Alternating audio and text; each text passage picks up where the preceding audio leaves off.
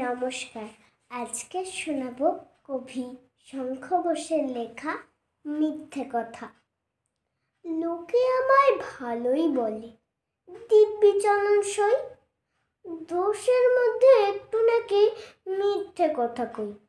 ঘাটশিলাতে যাওয়ার পথে ট্রেন ছুটেছে যখন, মায়ের কাছে বাবার কাছে করছি বকম বকম। হঠাৎ দেখি মাঠের মধ্যে চলন্ত সব গাছে এক এক রকম ভঙ্গি ফোটে, এক এক রকম নাচে। ও মা দেখো, নৃত্যনাট্য।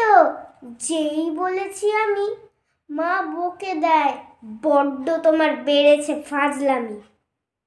চিড়িয়াখানার নাম জানো তো? আমার সেজ মেশর আদর করে দেখিয়েছিলেন পশুরাজের কেশর।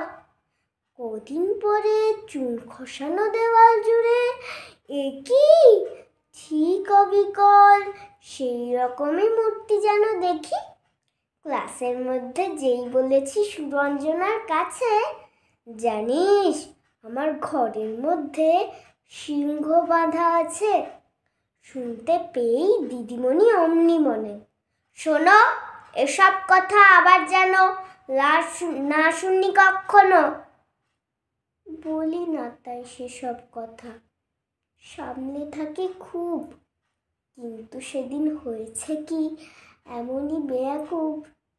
আকাশ পারে আবারও চোখ গিয়েছে আটকে, শরৎ মেঘে দেখতে পেলাম রবীন্দ্রনাথকে। নমস্কার, ধন্যবাদ।